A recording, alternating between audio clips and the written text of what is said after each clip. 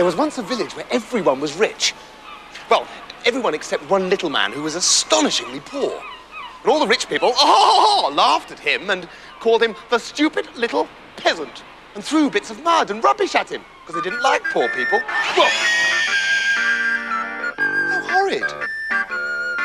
And in fact, the village was called Horrid on Sea.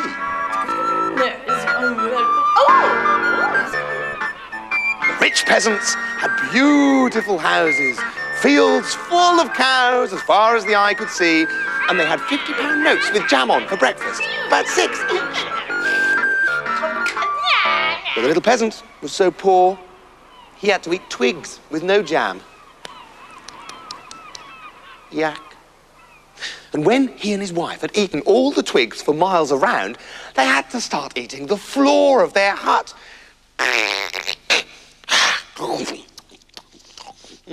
These floorboards a bit chewy, said his wife. Makes a nice change, though. Well, the little peasant was sad to see his wife getting mouthfuls of splinters every night because he loved her very much. And so, one night, instead of eating his floorboard, he decided to make her a special present from it.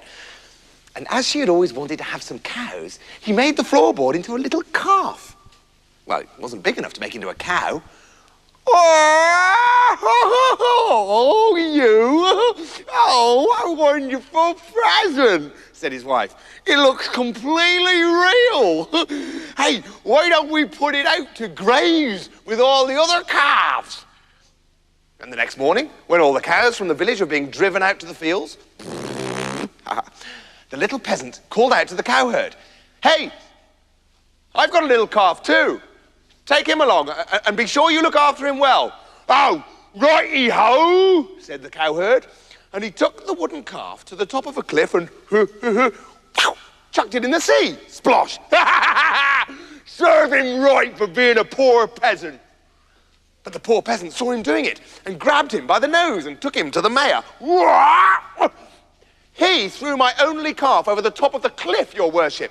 "Well, it was an accident." "It wasn't an accident. If it was an accident, why did you shout Geronimo?" "Well, it's a speech impediment."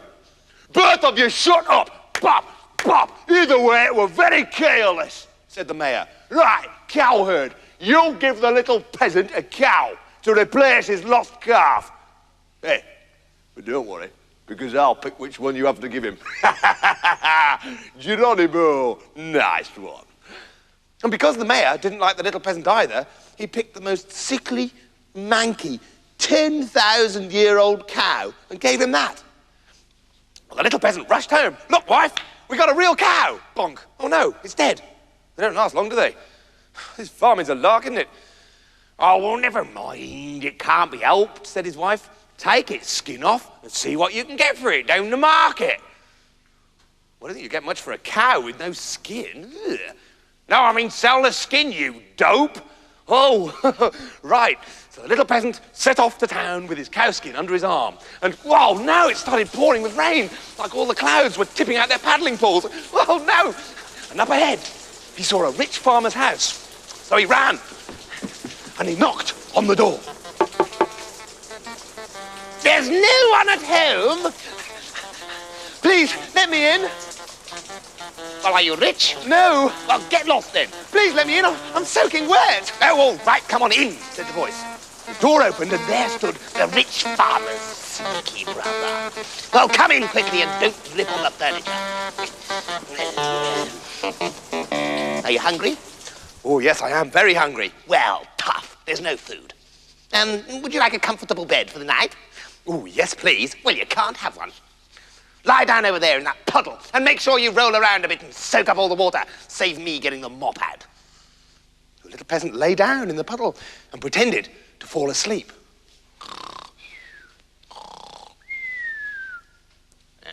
good," the sneaky brother said. "The little stinking poor person is asleep." Then, out of the corner of his eye, the little peasant saw the sneaky brother go into the cupboard and bring out a huge roast turkey, a bucket of ice cream, a bag of sweets as big as my bottom, and a gallon of lemonade. And he just said there wasn't any food. He was a liar. And the sneaky brother started eating. Slurpily and burpily, and so greedily he had 2 spoons in each hand.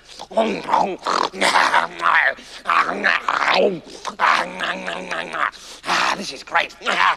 This is my favourite thing. Ow, that's the plate. Well, it's my second favourite thing.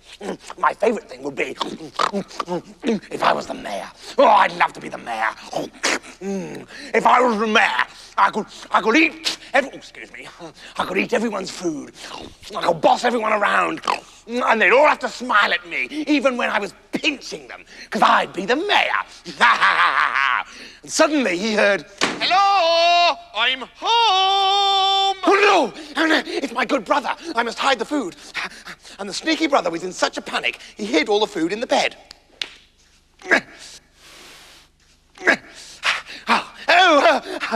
Dear brother.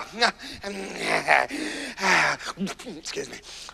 Thank goodness you're back again. I was so worried. Well, the good farmer saw the peasant lying on the floor. "Well, who's that lying in the puddle?" Well, you know me. It's just some poor person I was very kind to. "Well, that's very good," said the farmer. "We must all be very kind to poor people. Now, could I have something to eat, please? I am starving." No, you can't. Oh dear, I think I've given all the food away to poor people. There's only this bit of mouldy bread left. But the good farmer went over to the little peasant, woke him up and said, "Hello, little poor person. I've got a piece of mouldy bread. Would you like half of it?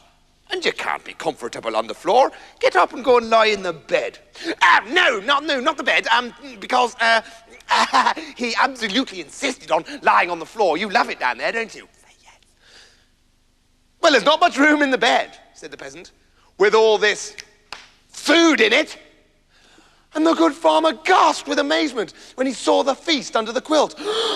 "Goodness gracious," he said, "why is all that food in the bed?" I don't know, maybe it was tired. And the sneaky brother had to sit at the table and share out his secret food with the other 2. "This is delicious," said the good farmer. "Well done, little peasant. Here's a present." And he lifted up a floorboard. "Oh, thank you, the wife and I'll enjoy that," said the little peasant, taking the floorboard. No, not that, you silly Billy," said the farmer. "Have all this money that I keep in the floor." And he gave him 300 pieces of gold. "Oh, thanks," said the little peasant, and ran all the way home to his wife. And straight away they spent all the money building a fantastic house with 70 bedrooms, a boating lake, 6 tennis courts, its own fun fair, and that was just in the kitchen. But all the rich peasants said, "Oh no, it's bigger than any of our houses. Oh no, we can't have that, no." And the little peasant was dragged before the mayor, who said, "Hey, yesterday you were poor. Now you have the biggest house in town. You must have stolen some money." "Oh no," said the little peasant. "You see, there was this farmer. Yeah, and you stole all his money. Don't you argue with me. I'm the mayor." "Who's the mayor?" "I'm the mayor. I'm the mayor because I'm so hard. Watch." Oh, see? Hard, right? Where's he gone? Oh, there he is. "And as for you, you're a thief. I sentence you to be put in a barrel full of holes and rolled into the sea to drown." So that's what the villagers did. And they rolled him right up to the top of a cliff that leant out over the sea. But just as they reached the edge of the cliff, the mayor said, "Hang on, time for lunch. Back in an hour, everyone." And as they were all very greedy, they forgot what they were doing and ran home for lunch.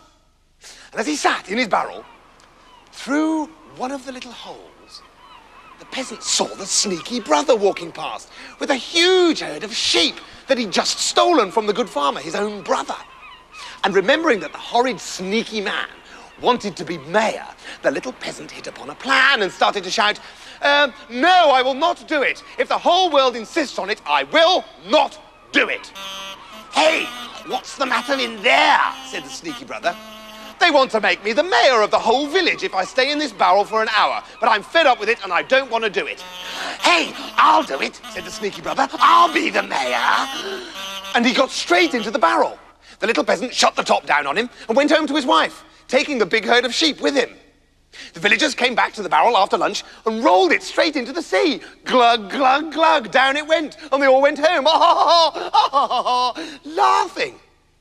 But when they got back, there, in the middle of the village, was the little peasant, looking quite happy, with a huge flock of sheep beside him. How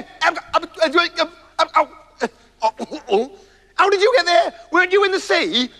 Oh, yes, said the peasant, and at the bottom of the sea there are hundreds of sheep.